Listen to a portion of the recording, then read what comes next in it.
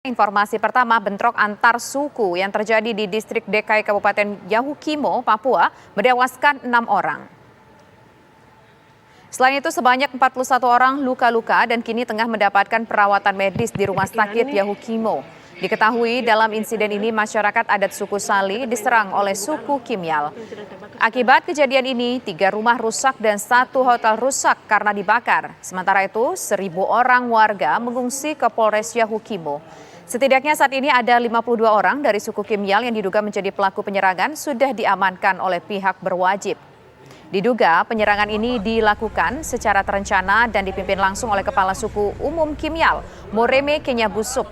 Tewasnya Bupati Yahukimo Abok Busup diduga menjadi penyebab perang antar suku ini. Situasi saat ini sudah kondusif, namun aparat gabungan masih berjaga demi mengantisipasi penyerangan susulan.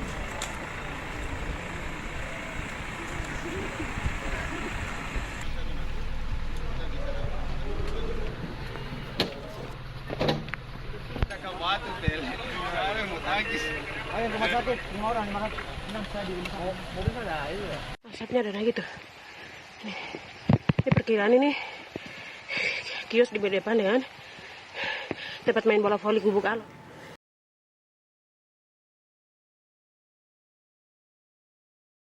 Kita beralih ke informasi selanjutnya.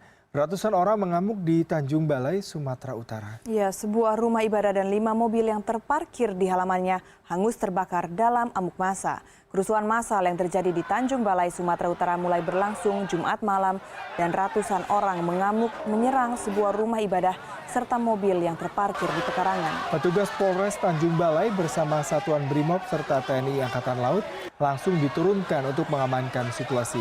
Meski massa berhasil dibubarkan, namun suasana kota Tanjung Balai masih mencekam.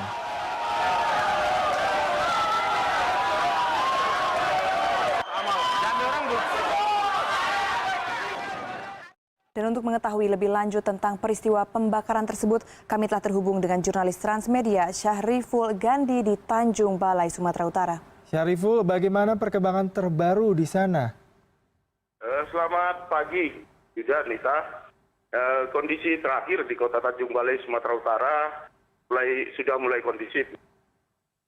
Namun petugas keamanan masih tetap berjaga-jaga dari kepolisian, Brimob dan TNI Polri sekitar lebih kurang 400 orang berjaga-jaga di tiap persimpangan ruas jalan serta rumah-rumah ibadah.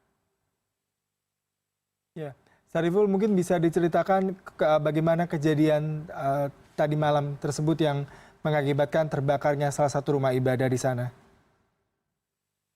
Kejadian bermula adanya bahasa seorang warga yang tidak merasa mendengar suara azan kepada nazir masjid. Persoalan itu selanjutnya menimbulkan konflik antara jemaah masjid dengan warga tersebut. Konflik terus meluas sehingga terjadi amuk warga lainnya. Selanjutnya warga dengan ringas dan anarkis membakar rumah ibadah etnis tersebut gitu. Ya, baik. Halo? Halo. Oh ya, baik. Apakah sudah ada oknum yang dianggap provokator yang diamankan? Sampai saat ini belum ada provokator yang diamankan, tapi kepolisian ada mengamankan 7 orang warga dikarenakan melakukan penjarahan. Ya, hingga saat ini pengamanan di kota Tanjung Balai seperti apa nih, Syarif? Mungkin bisa diceritakan. Petugas berapa banyak disiagakan, kemudian bagaimana dengan kondisi masyarakat? Ya, sampai saat ini pengamanan di kota Tanjung Balai dilakukan cukup ketat. Polisi melakukan siaga 1. Kepolisian menurunkan personil sekitar lebih kurang 300 orang ditambah dengan TNI Polri, TNI sejumlah 100 personil. Sementara kondisi masyarakat sudah mulai menenang dan kondusif dan tetap melakukan aktivitas seperti biasa. Gitu, Mas.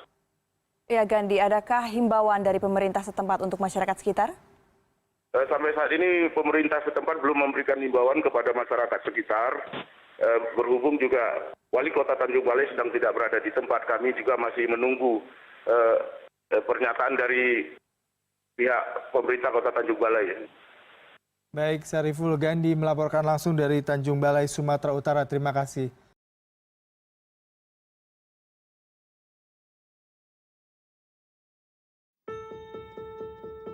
Sering sekali kami mengalami rasisme, diskriminasi itu kami sudah sangat sering sekali yang terjadi di sekitar lingkungan dan bahkan sampai di kampus-kampus juga. Itu sempat ada ibu dosen yang mengatakan kepada saya bahwa itu kenapa ya kalian orang Papua badannya bau, dekil. Terus ketika kami ngobrol itu kami susah untuk bernafas kayak gitu. Kami kuliah di sini karena yang kami pikir kami masih berada di negara ini. Kami masih ya istilahnya kami masih berada di negara Indonesia. Jadi kami datang kuliah di sini. Kalau saya melihat konflik yang di Surabaya, sebagai saya punya kawan-kawan juga Papua di sana, yang pertama hati saya terpukul gitu dengan sebutan ya monyet istilahnya.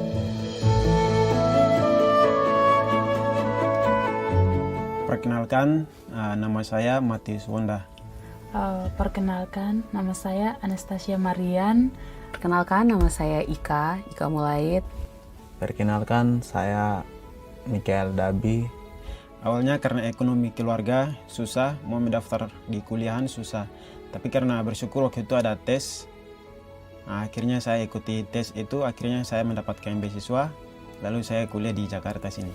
Sempat saya cerita ke bapak saya kalau saya ingin kuliah di Jakarta. Dan pertanyaan pun sama disampaikan kalau mengapa kamu kuliah di sana seperti itu. Dan jawaban saya ingin punya pengalaman yang lebih baru dan lebih baik lagi di sana. Karena melihat dari setiap persoalan yang selalu terjadi di atas tanah Papua ini, membuat konsentrasi kita untuk belajar ini akan berkurang. Jadi kalau yang saya senang dari Jakarta, ya hal-hal baru yang saya tidak tahu di Papua, hal-hal baru yang tidak ada di sana, itu bisa saya dapatkan di sini, pelajaran baru. Saya bisa banyak belajar dari kawan-kawan di Jakarta, karena satu hal soal rasisme sendiri gitu. Karena saya bisa ketemu kawan-kawan yang kulit putih, sedangkan saya hitam. Jadi ya, di situ belajar toleransi gimana antara manusia satu dengan yang lain. Itu yang saya suka karena di Indonesia ini banyak sekali suku gitu. Papua itu indah dan orang Papua itu tidak rasis dan masyarakat di sana itu sangat rukun sekali dan kami masyarakat Papua itu kami terbuka. Orang Papua itu kalau orang baru sudah bergabung di sana, mereka orangnya ramah-ramah, tidak pernah membedakan kok ini itu tidak ada. Maksudnya kamu dari Jawa jadi kalian beda, tidak. Di sana tuh kita saling sayang.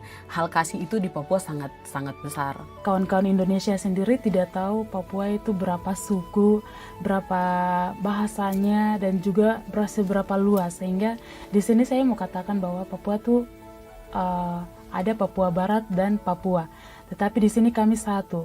Dan kalau mau dibilang Papua indah dan tidak, saya berharap untuk kalian bisa datang ke Papua sendiri dan menyaksikan bagaimana di tanah Papua ini sendiri indah atau tidak, bisa langsung datang ke tanah Papua.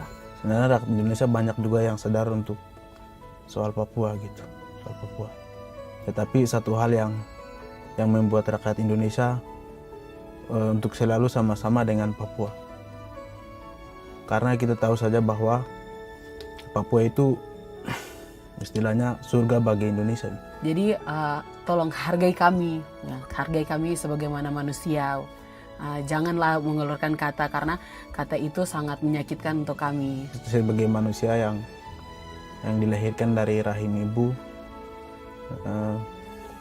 sebenarnya sakit hati juga ya kepada oknum yang sempat lontarkan kata-kata itu. Jika Indonesia mau maju, jangan ada yang namanya rasisme, penindasan, dan juga diskriminasi yang selalu terjadi bagi kami, orang Timur khususnya. Tunjukkan kalau Indonesia itu adalah negara yang tidak membedakan suku, ras, agama, dan lain-lain.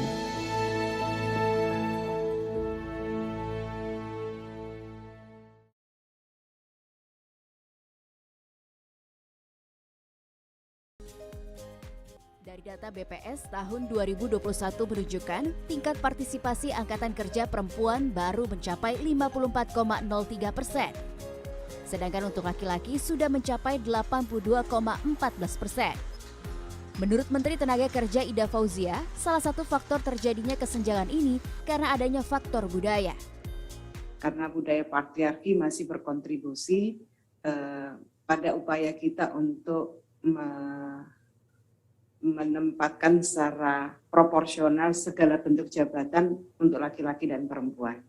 Stigma bahwa perempuan itu lembut, kalem, maka jenis pekerjaan yang cocok adalah yang jenis pekerjaannya dengan kelembutan itu.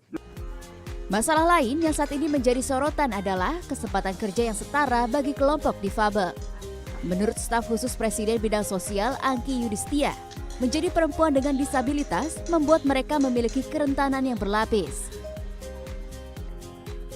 Mengalami perempuan yang milenial dan berkebutuhan khusus berhadapan dengan disrupsi era yang terus berubah, dan juga kita mengalami adaptasi baru dan kita mengalami hal-hal yang harus memaksa kita untuk selalu beradaptasi.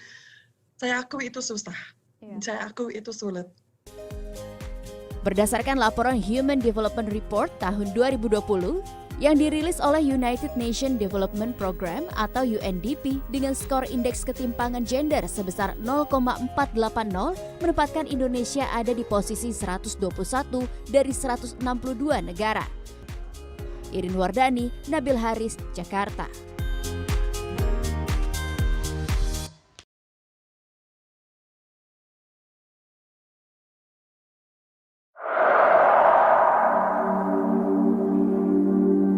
Kerusuhan di Stadion Kanjuruhan usai laga Arema versus Persebaya menewaskan 127 orang pada Sabtu 1 Oktober 2022.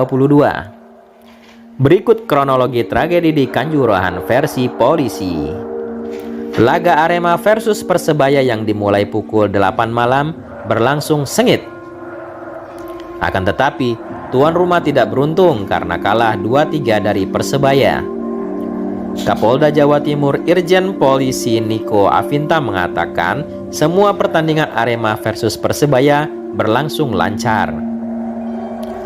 Namun setelah pertandingan berakhir, sejumlah pendukung Arema merasa kecewa dan beberapa kali di antara mereka turun ke lapangan untuk mencari pemain dan ofisial. Petugas pengamanan kemudian melakukan upaya pencegahan dengan melakukan pengalihan agar para supporter tersebut tidak turun ke lapangan dan mengejar pemain. Semakin lama, kekecewaan supporter yang makin kuat dan kemarahan tidak terkendali karena disertai dengan lemparan benda-benda ke lapangan. Maunya apa sih mereka? Guna meredakan kemarahan supporter, polisi melepaskan tembakan gas air mata ke arah supporter. Dari tembakan air mata itu, supporter yang mencoba menghindar kian tak terkendali, sehingga harus mengorbankan penonton lain dengan menginjak-injak guna menyelamatkan diri. Banyak dari penonton yang mengalami sesak napas akibat asap gas air mata. Cuitan netizen juga menyebutkan orang tua kehilangan balita lantaran situasi panik yang tidak terkendali akibat tembakan gas air mata polisi. Kerusuhan yang terjadi di lapangan Kanjuruhan mengakibatkan 2 kendaraan polisi rusak, salah satunya dibakar. Penonton juga dilaporkan membakar fasilitas lain di stadion. Total 8 kendaraan polisi dirusak. Para pemain Persebaya sempat tertahan hingga 1 jam di kendaraan taktis milik polisi. Mobil rantis yang ditumpangi Persebaya juga dilempari supporter Arema. Sekitar pukul 3 pagi, Polda Jawa Timur menggelar konferensi pers terjadi tragedi di Kanjuruhan. Sebanyak 127 orang yang dilaporkan meninggal, 2 diantaranya polisi. Akibat kejadian itu, PSSI mengancam Arema FC dengan hukuman dilarang menjadi tuan rumah hingga sisa kompetisi Liga 1 2022-2023.